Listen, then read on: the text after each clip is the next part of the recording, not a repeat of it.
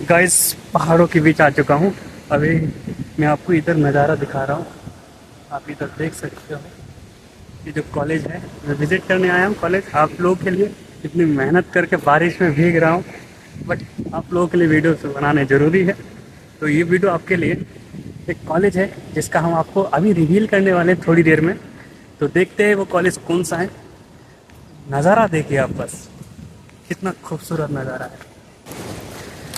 तो गाइस ये जो है हमें चढ़ना पड़ेगा, बहुत दूर तक चढ़ना पड़ेगा ऊपर कॉलेज जाने के लिए।